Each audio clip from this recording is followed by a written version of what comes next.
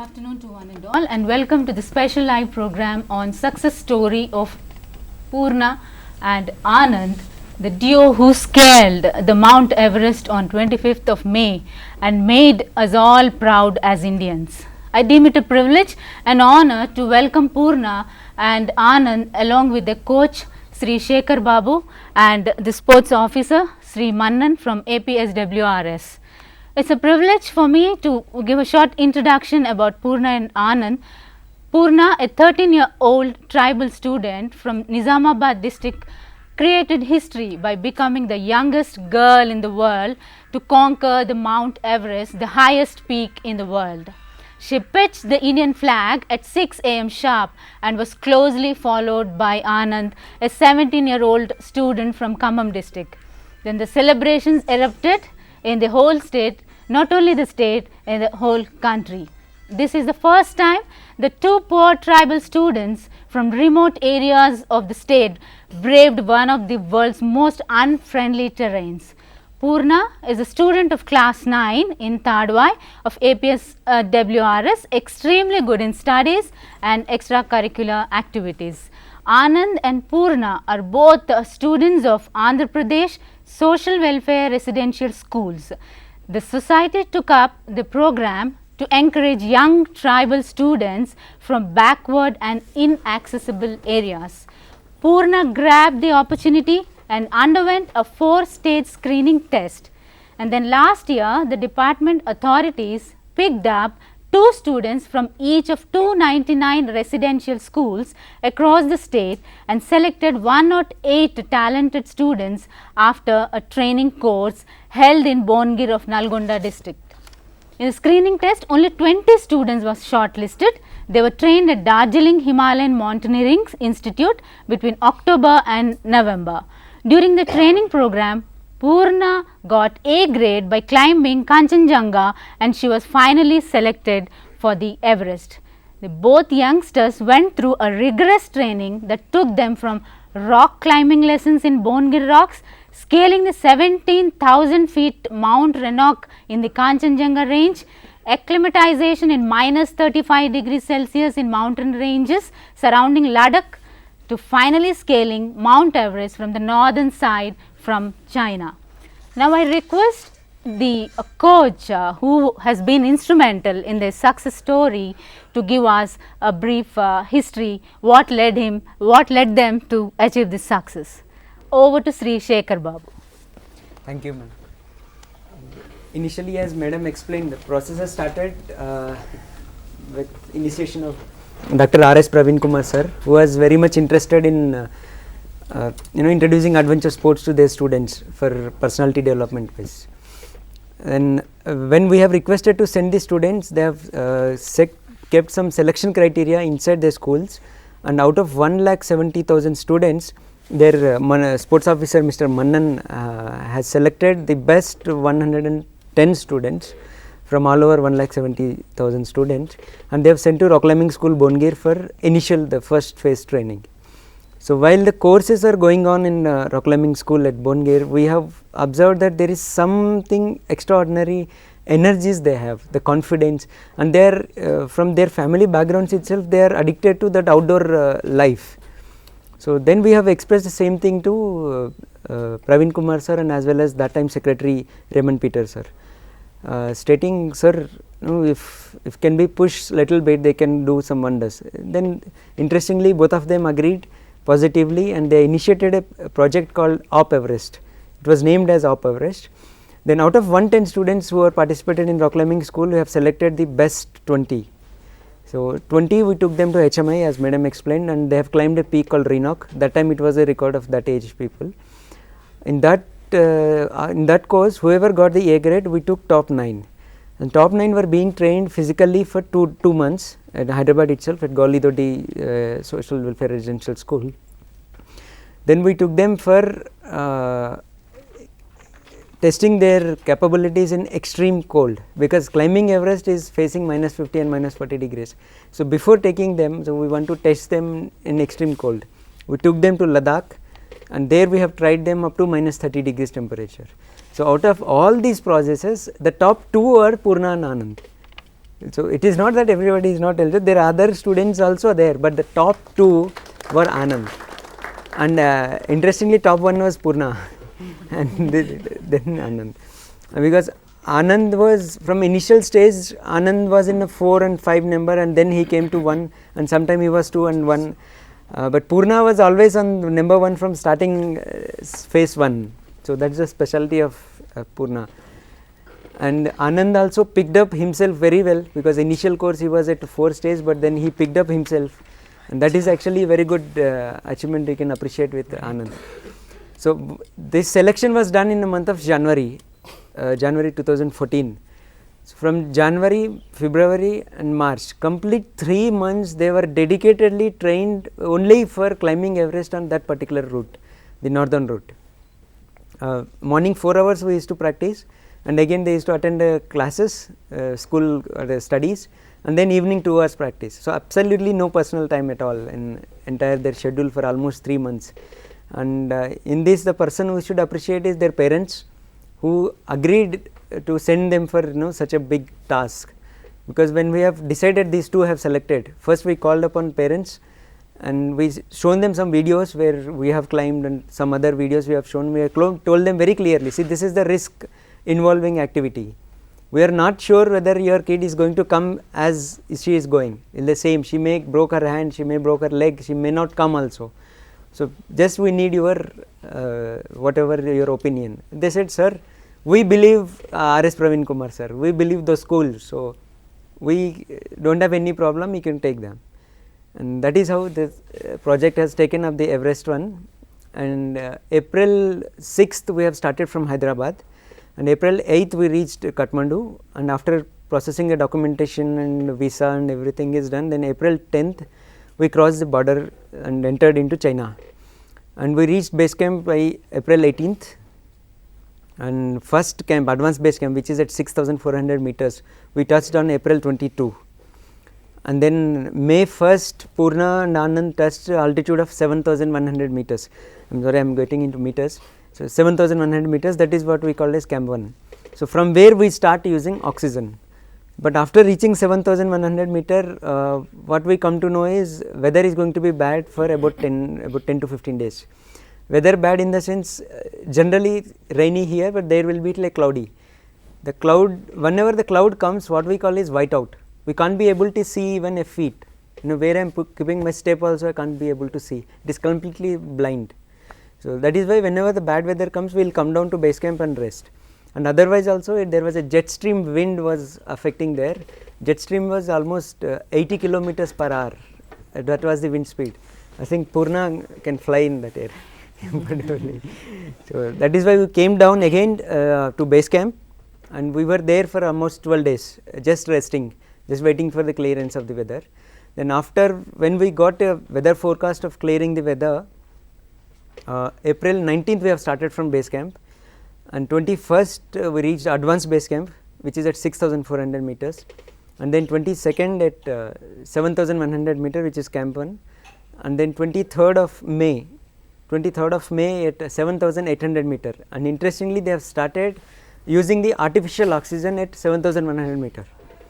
And on 23rd May we have reached a place called 7,800 meters, camp 2. And then at 24th May, highest camp in the world at 8,300 meters height, it is the highest camp in the world. That is our camp 3, and we call it as a summit camp also. And from that particular camp started at their journey at night 9:30 on 24th May, and 25th morning 6 o'clock Purna was on top. She is the first girl and first person to reach on that particular day. There is no one else reached before her. And interestingly, she is the first girl in the world, first female, first girl, first woman, first girl in the world to set up to reach that particular point, the highest point on earth. And Anand reached at 7:30 and the same day, morning 7:30, and the same day 25th evening, by evening 8 o'clock they have reached advanced base camp, which is at 6,400 meters. And then after spending 2 days there, and we have returned to Kathmandu and back to Hyderabad. This is just a brief about this. But during the expedition, they have faced lot of problems. See, when they have submitted, temperature was -50 degrees temperature and artificial oxygen, and wind speed was about 20 kilometers per hour, and wind chill effect much more, and they have seen dead bodies and they have struggled. They have carried 25 to 30 kgs load every time, and but at whatever the stage, they never said, we'll go back. They never, I think they don't have that thought itself. They say, sir, always will try, we'll go, we'll try, we'll do it. But they never ever said during the expedition that, sir, it's enough, ho gaya abhi, now we'll go back. They never had that thought at all. So that's the speciality in Poorna and Anand. I think this is a brief about expedition, and over to ma'am. We want to hear from Manan sir, what he wants to share. Good afternoon, everybody. Our society started these advanced sports activities from summer itself with the guidance of our Raymond Peter sir, Dr. R.S. Praveen Kumar sir instructed. So why not we started advanced activities? So we give a circular to 291 institutions. From among them, 110 students reported. With they have to give first itself a independent bond. So if something happened, the parent may be take responsibility like that bond itself. So our inner idea is parents blesses need for all activities, which is okay. అయితే మా ఉద్దేశంలో ఏంటంటే తల్లిదండ్రి ఆశీర్వాదం ఉంటేనే మనం ఏ పని అయినా చేయగలుగుతాం. మనం టీచర్గా మనం ఎన్ని ఆలోచనలు ఉన్నప్పటికీ మా గురుకుల పాఠశాలల్లో తల్లిదండ్రికి తెలిపితేనే మాకు దాని మీద పాజిటివ్ రిజల్ట్స్ రావడం జరుగుతున్నది. ఇప్పుడు పిల్లల్ని చదివించడంలో కానీ, ఆటలు పంపడం కానీ, అందులో భాగంగా మేము ఈ మా శేఖర్ బాబు, పరమేష్ వాళ్ళిద్దరూ మాకు అప్రోచ్ అయిన తర్వాత ఈ ఫైల్ను రన్ చేయడానికి మాకు ఒక 2 నెలలు పట్టింది. ఇది మరి చాలా సాహసంతో కూడింది. ఫస్ట్ భువనగిరికి వెళ్ళాలి మనం. భువనగిరి లోపల మరి అక్కడ మనకు అంత కొత్త యాక్టివిటీ అనేది, మాకు మిగతా గేమ్స్ అండ్ స్పోర్ట్స్లో మేము రాణిస్తున్నాం, కానీ ఇది కొత్త యాక్టివిటీ కాబట్టి నేను యాక్సెప్ట్ చేసింది శేఖర్ బాబు దగ్గర. అంటే ఇతను 2007లోనే he climbed the Mount Everest Shekhar Babu. అది నాకు మంచి నమ్మకాన్ని కలిగింది. నేను బీయింగ్ ఏ ఎన్ఐఎస్ కోచ్ అయినప్పటికీ I accepted, I respect the Shekhar Babu. Why? Because is the experienced person. దానిలో భాగంగా నేను ప్రిన్సిపాల్స్కు, మా పీటీలకు, పేరెంట్స్ అడిగిన వాళ్ళకు కూడా చెప్పిన తర్వాత మొత్తం ఆంధ్రప్రదేశ్ నుంచి మాకు ఆల్ జోన్స్ నుంచి వచ్చాయి, ఎక్సెప్ట్ జోన్ 3 గుంటూరు, నెల్లూరు, ప్రకాశం నుంచి తప్ప అన్ని జిల్లాల నుంచి వచ్చింది పిల్లలు. అందులో భాగంగా 10 మంది అమ్మాయిలను, 10 మంది అబ్బాయిలను ఈ మౌంట్ రేనాకు సెలెక్ట్ చేయడం జరిగింది. అందులో కొంతమంది పిల్లలకు ట్రైన్ కూడా ఎక్కని వాళ్ళు ఉన్నారు మా దగ్గర. అది ఆ పిల్లల అదృష్టం, మా ప్రవీణ్ కుమార్ సార్ ఇచ్చినటువంటి ఆశీర్వాదం. ట్రైన్ ఎక్కని వాళ్లకు ట్రైన్ ఎక్కించడం జరిగింది. దాని తర్వాత అందులో నుండి 20 మందిలో నుండి 9 మందిని లే ట్రైనింగ్కు, అడ్వాన్స్ అక్లమేషన్ ట్రైనింగ్కు జనవరిలో పంపడం జరిగింది. అప్పుడే సార్ ఏకంగా ఒక మంచి నిర్ణయం తీసుకొని వాళ్ళకు ఫ్లైట్ ఎక్కించడం జరిగింది. అప్పుడు పిల్లలు, తల్లిదండ్రి వాళ్ళు ఇంకా నమ్మకం కలిగింది మా ప్రవీణ్ కుమార్ సార్ మీద. ఎందుకంటే మనము చేయని పనులు, మాకు అవకాశం లేని పనులకు మరి ప్రవీణ్ కుమార్ సార్ ఇంత చేస్తున్నప్పుడు మనం ఎందుకు సపోర్ట్ చేయదు అనే దానికి తల్లిదండ్రి అవుట్ రైట్గా దే సపోర్టెడ్. అప్పుడు మాకు పూర్తిగా నమ్మకం కలిగింది. దాని తర్వాత ఏప్రిల్ 6 అయితే ఇక్కడ జనవరిలో వీళ్ళు వెళ్ళొచ్చిన తర్వాత ఈ ఫైల్ రన్ చేయడానికి మన Raymond Peter sir, Rawat sir, మన మాజీ ముఖ్యమంత్రి కిరణ్ కుమార్ రెడ్డి సార్ కూడా దీన్ని చాలా డేర్గా తీసుకొని ఈ ఫైలు, ఈ ఖర్చంతా ప్రభుత్వమే భరించింది. అయితే సామాన్యులకు ఇది అందుబాటులోకి రాని విషయం. అయితే మాకు నమ్మకంగా మా ప్రవీణ్ కుమార్ సార్ ఆశీర్వాదము, రేమండ్ పీటర్ సార్ ఆశీర్వాదము, మరియు ముఖ్యంగా తల్లిదండ్రి ఈ అడ్వెంచర్ యాక్టివిటీ కొరకు మేము 10 లక్షల మంది ఆశీర్వాదం కొరకు పాంప్లెంట్ పంపించడం జరిగింది. ఎంటైర్ 1,70,000 మంది విద్యార్థులు, వాళ్ళతో పాటు ఇంకా అధికారులు అనధికారులు వాళ్ళందరి ద్వారా మేము అది ఆశీర్వాదం కొరకు తీసుకోవడం జరిగింది. అదృష్టం బాగుండి అందరి ఆశీర్వాదం వల్ల మా ఈ ఏదైతే ఇక్కడ మేము 2 విషయాలను సామాన్యులకు తెలిపేది ఏంటంటే, అవకాశం ఇచ్చినట్టయితే ఏ పని చేయగలుగుతాం అనేది ఒకటి. రెండోది, అవకాశాలని సద్వినియోగం చేసుకోవాల్సిన బాధ్యత మా గురుకుల పిల్లలకు తెలపడానికి కూడా ఇది చాలా సదౌకర్యంగా ఉపయోగపడ్డది. దీని తర్వాతనే ఈ ఎక్స్పీరియన్స్ తర్వాతనే తెలంగాణ ఆంధ్రప్రదేశ్ అనేది ఏర్పాటు చేసినప్పటికీ ఈ ఎక్స్పెడిషన్ మాత్రం ఎంటైర్ ఆంధ్రప్రదేశ్కు ఇది విజయంగా మా సొసైటీ 30 సంవత్సరాల చరిత్రలో ప్రవీణ్ సార్ చేసినటువంటి ఈ ఘనకార్యాన్ని చరిత్రకి అదృశ్యం బాగుండి పూర్ణకు ఇప్పుడు యంగెస్ట్ ఎవరెస్ట్ అమ్మాయిగా రాణించిన తర్వాత next year onwards they have to change their rules and regulations. 18 సంవత్సరాల వరకు ఎవరిని మౌంట్ ఎవరెస్ట్ ఎక్కించొద్దు అనే దానికి వస్తుంది. కాబట్టి పూర్ణ చిరంజీవిగా చరిత్ర ఉన్నంతకాలం పూర్ణంగానే ఉండిపోతారు. దాంతోపాటు ఆనంద్ కూడా, ఆనంద్ గురించి ఒక్క మాట చెప్పాలంటే, ఆనంద్ ఒక టైంలో మనకు there is a word mental అంటే మాల్ అడ్జస్ట్మెంట్ స్టూడెంట్. విద్యార్థి ఒకసారి డిస్టర్బ్ అయిన తర్వాత అతనికి టీచర్లు తీసుకొచ్చి మళ్ళీ గురుకుల పాఠశాలలో అడ్మిషన్ ఇవ్వడము, దాని కొరకు మా జోనల్ ఆఫీసర్లు, మా సెక్రటరీ సార్ ఇచ్చినటువంటి కృషి, వాళ్ళ ప్రిన్సిపాలు వాళ్ళందరూ ఇచ్చిన తర్వాత, అదర్వైజ్ ఈ ఎక్స్పెడిషన్ లేకుంటే ఆనంద్ ఎవరికి అందుబాటులో ఉండేవాడు కాదు. అతనికి మాల్ అడ్జస్ట్మెంట్ థియరీ లోపల ఇది చాలా ఇప్పుడున్న ఎవరన్నా మాల్ అడ్జస్ట్మెంట్ స్టూడెంట్లు ఉంటే ఇది చాలా ఉపయోగపడుతుంది. ఇది ప్రేరణ కూడా వనికెత్తుంది. మేము ఈ సందర్భంగా నేను మేడం గారికి మరియు మీ అందరికీ మా సొసైటీ తరఫున ధన్యవాదాలు తెలుపుకుంటున్నా. ఇది మా పిల్లలకు చాలా ప్రేరణ అని అనుకుంటున్నా. Thank you madam. Thank you sir. All of you all must be waiting to hear Poorna and Anand. Before that, just before this, we had a session on human values. అంటే మెంటల్గా స్టూడెంట్స్ని మీరు హ్యూమన్ వాల్యూస్తో మీరు వాళ్ళ వాల్యూస్ని మీరు మార్చగలుగుతారు, మీ తరఫున మీరు వాళ్ళని తీసుకెళ్ళగలుగుతారు అంటానికి ఆ సెషన్ అయిపోయింది. సెకండ్ సెషన్ ఏంటంటే స్పోర్ట్స్ సెషన్.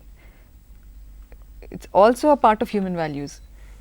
మీ స్టూడెంట్స్ చదువులో బాగా రాణించకపోవచ్చు, పర్లేదు, స్పోర్ట్స్లో అయినా they will have a chance. And sports is one field where private colleges are not competing with you, they are not interested. ఈరోజు ప్రైవేట్ కాలేజెస్ జస్ట్ అకాడమిక్గా వాళ్ళు ఆలోచిస్తారు, వాళ్ళు కనీసం ప్లే గ్రౌండ్స్ లేవు. కానీ మీ government colleges are blessed with grounds. So what not వారు అన్నట్టు, కరణ్ గారు అన్నట్టు, మీకున్న ఫెసిలిటీస్ ఇంకెవ్వరికీ లేవు. ఫెసిలిటీస్ ఉండి కూడా మనం ఎంతవరకు ఆడుతున్నాం, ఎంతవరకు సద్వినియోగం చేస్తున్నాం. ఏముందిలేండి, చేస్తే ఏముందిలేండి, మనం ఏం కంపీట్ చేయగలుగుతామా అనేవాళ్ళు చాలామంది ఉన్నారు. వీళ్ళిద్దరు పక్కన ఎందుకు తీసుకొచ్చారంటే అలా అనుకునే వాళ్ళకి really inspiring madam. Anand story really inspiring. So Anand story ఆనందే చెప్తాడు, కానీ నేను చెప్పేది ఒకటే, మీరు ఆనంద్ పూర్ణ లాంటి వాళ్ళు 1000 మంది మీరు తయారు చేయగలుగుతారు. ప్రతి సంవత్సరం మీరు వాళ్ళకి అవకాశం ఇవ్వాలి, చాలు, నమ్మకం ఉండాలి మీకు. నేను మొన్న రాజమండ్రికి వెళ్ళినప్పుడు, వైజాగ్ వెళ్ళినప్పుడు, గుంటూరుకి వెళ్ళినప్పుడు చాలామంది ట్రైబల్ ఏరియాలో కాలేజెస్ ఉంటే మాకంతా పువర్ SC ST వాళ్ళు వస్తారు మేడం అన్నారు. Let me tell you, this boy here is an SC boy, she an ST girl. That didn't stop them from achieving the heights. That actually helped them achieve the heights. Because there's one speaker who was saying that మీరు ఏసీలో రూమ్లో పెంచిన గొప్ప వాళ్ళు ఎవరు mount Everest ఎక్కలేరండి. ఆ కష్టం అలవాటు ఉండాలి, ఆ హార్డ్ వర్క్ చేసి అవసరం ఉండాలి వాళ్ళకి. అలాంటి వాళ్ళే ఆ ఎవరెస్ట్ ఎక్కగలుగుతారు. సో మీ దగ్గర అలాంటి వాళ్ళు ఉన్నారు. You have those kids who are used to hard work. వాళ్ళు పొలంలో పనిచేస్తాం అలవాటు, ఇంట్లో పనిచేస్తాం అలవాటు. They are like clay in your hands. If you want to become a మన్నన్ or you don't want to become a మన్నన్, it's your choice. Because he belongs to the government this thing. Yes, he is a government employee. So government employee అయ్యి he allowed them to come up. పీతల్లాగా కిందకి లాగలేదు వాళ్ళని. నేను అవ్వలేదు, నువ్వేం అవుతావు చాలే అనలేదు కదా. ఇండియాలో ఏ స్కోప్ ఉంది, గవర్నమెంట్లో ఏం స్కోప్ ఉంది.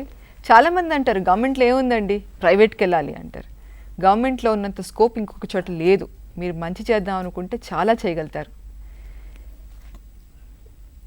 One more thing I want to talk about is, కొంతమంది ఎవరెస్ట్ ఎక్కారంటే చిన్నప్పటి నుండి ఎక్కుతున్నారేమో అనుకుంటారు మీరు. అలా కాదు, వీళ్ళు ఈ సంవత్సరం మొదలెట్టారు. ఈ సంవత్సరం సమ్మర్ 8 months ట్రైనింగ్. 8 months అంటే లెస్ దెన్ 1 year ట్రైనింగ్లో they reached Everest. So Everest ఎక్కారు కదా ఇంకా చాలు మా జీవిత ధన్యం అయిపోయిందా అనుకుంటున్నారా? Just you listen to them talking. They think it is one step. They don't think Everest is the final step. Like that Eiffel Tower which keeps on going up and up, they are also going to go up. Each of them have their own ambitions. They want to work hard and they will be there someday. This whole session is meant for all my students. మీరెవ్వరూ మీ యోగ్యత ఇంతే, ఇంతకన్నా మనకు అవకాశం లేదు అనుకోకండి. Government ఇచ్చిన యోగ్యతలో మీరు కష్టపడి చదివి ఆడుకొని everything is being provided to you. Human values ఇస్తున్నాము, స్పోర్ట్స్ గ్రౌండ్స్ ఇస్తున్నాము, ఫైన్ ఆర్ట్స్ కోర్సెస్ స్టార్ట్ చేయమంటున్నాము. మీ కాలేజెస్లో వాళ్ళు స్టార్ట్ చేయకపోతే మీ ప్రిన్సిపల్స్ స్టార్ట్ చేయించి మాకు వాళ్ళు స్టార్ట్ చేయకపోతే మాకు ఫోన్ ద్వారా కానీ లెటర్ ద్వారా కానీ రాస్తే తప్పకుండా will ensure that your principal starts these courses. వీటిలో మీరు రాణించండి.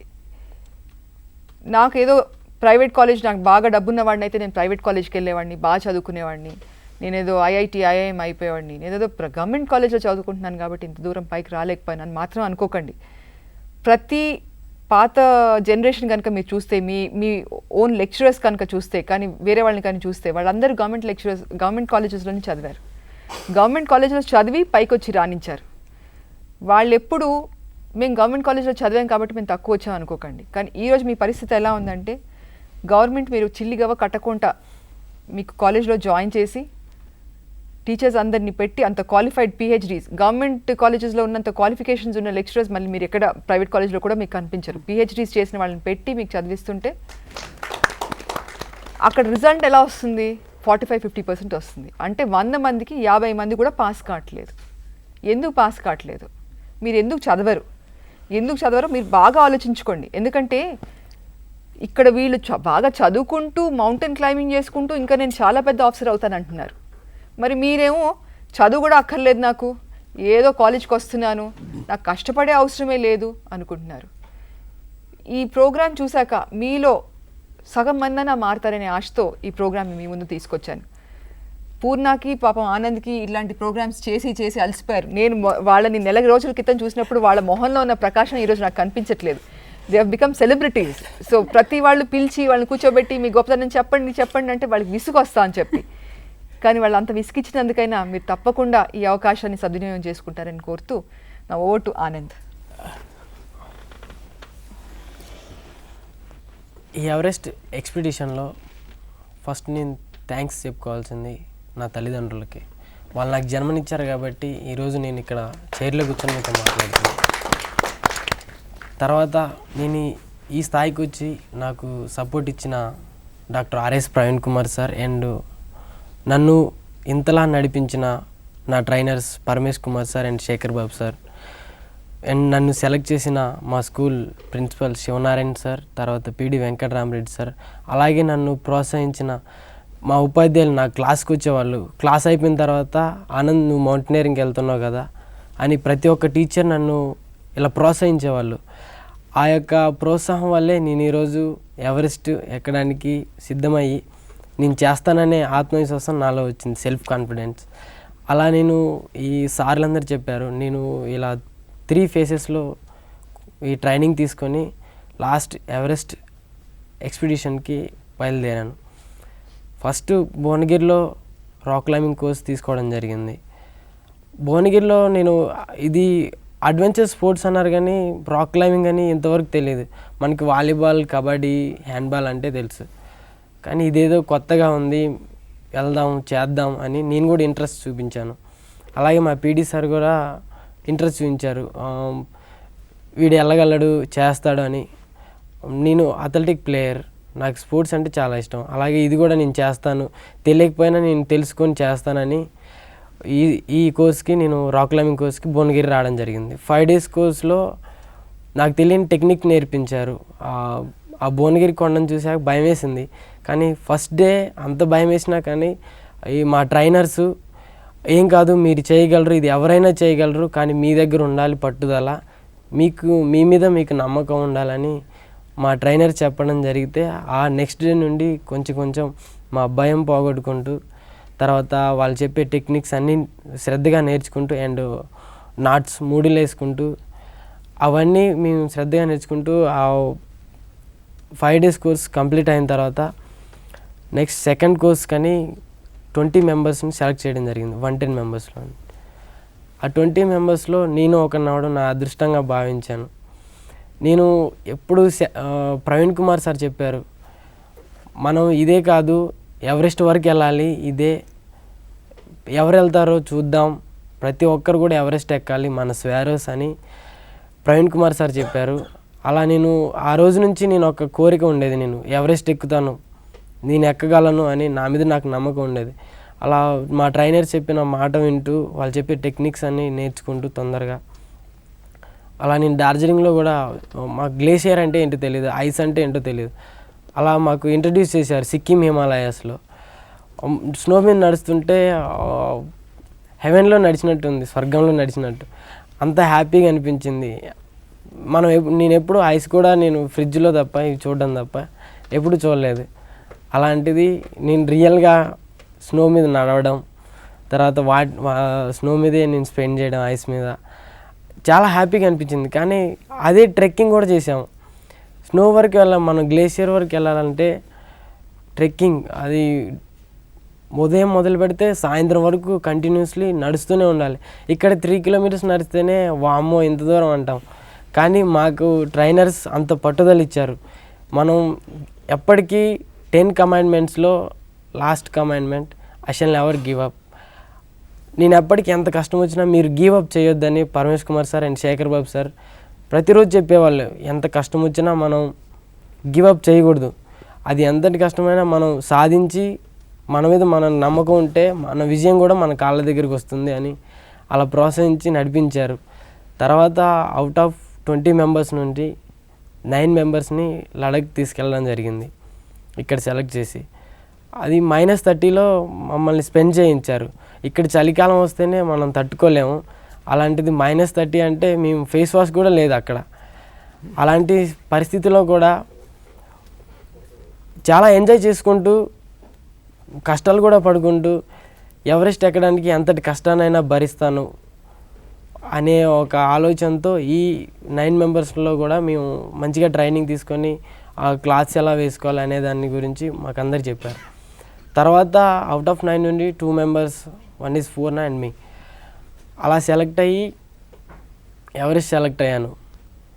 నా ప్రాణం పోయినా ఏం కాదు, నా మీద ఇంతమంది ఆశలు పెట్టుకొని ఉన్నారు. మన ఆంధ్రప్రదేశ్లో ఇంతమంది నా కోసం ఎదురు చూస్తుంటారు. వాళ్ళందరి బలం కానీ శక్తి కానీ విల్ పవర్ కానీ నా దగ్గర ఉంటుందని నేను నమ్మాను. ఆ నమ్మకం నన్ను ఎవరెస్ట్ పైకి ఎక్కించింది. అలా నేను Everest I don't know flight, కానీ నేను పైనుండి పోయడం చూశాను. అలాంటిది doctor RS Praveen Kumar sir support వల్ల నా జీవితం నేను కల కూడా కనలేదు. అలా కంటే నేను ఫ్లైట్లో తిరుగుతాను, స్నో మీద నడుస్తానని ఎప్పుడు అనుకోలేదు. కానీ నేను రియల్గా నేను ఎక్కాను అనుకున్నాను విమానం. అంత హ్యాపీగా అనిపించింది నా ఫస్ట్ లడఖ్ ఫ్లైట్ కానీ, తర్వాత air India Delhi to Kathmandu Nepal, చాలా హ్యాపీగా అనిపించింది ఆ జర్నీస్ కానీ. ప్రతి ఒక్క నిమిషం కూడా నేను సార్ని గుర్తు చేసుకుంటూ అండ్ సార్కి ఇచ్చిన మాట కూడా ఉంది, ఆ సార్ డ్రీమ్ని నేను ఫుల్ఫిల్ చేయాలి, ఎలాగైనా సార్ యొక్క ఆశయాన్ని నేను నిలబెట్టాలి, మనకున్న దళితులు అనే పేరును కూడా చెరపాలి, పేదవాళ్ళ poverty is not a barrier to the poor. ఇలా నేను పేదరికం దేనికి అడ్డు కాదు, అవకాశం ఇస్తే ఏదైనా ప్రూవ్ చేయగలరు పేద పిల్లలు కూడా అని నేను ప్రూవ్ చేయడానికి వెళ్తున్నాను. దీనికోసం నా ప్రాణాలు ఇవ్వడానికైనా సిద్ధమని అలా బయలుదేరడం జరిగింది. చైనా వరకు వెళ్ళాం. చైనా నుండి బేస్ క్యాంప్ నుండి ట్రెక్కింగ్ ఉంటుంది, అడ్వాన్స్ బేస్ క్యాంప్ వరకు అలాగే నడిచాం. ఫస్ట్ రోజు అడ్జస్ట్ కాలేకపోయాం ఆ వెదర్కి, కానీ మేము ఎలాగోలాగో నెక్స్ట్ డే అలా డైలీ మేము అడ్జస్ట్ అవ్వగలిగాం. తర్వాత క్యాంప్ 1కి వెళ్ళాం. క్యాంప్ 1కి వెళ్ళాక నేను వాకీ టాకీ ద్వారా శేఖర్ బాబు సార్తో మాట్లాడడం జరిగింది. సార్ మీరు నేను ఇలా షెర్పాతో వెళ్తేనే ఇంత కష్టంగా ఉంది, మీరు ఇండివిజువల్గా ఎలా ఎక్కారు అని ఏడ్చాను. ఏడవకు, నువ్వు మనం ఎప్పుడు గివ్ అప్ చేయకూడదు, మౌంటైన్ అంటే అలాగే ఉంటుంది, ఒకసారి ఏడుపు వస్తుంది, ఒకసారి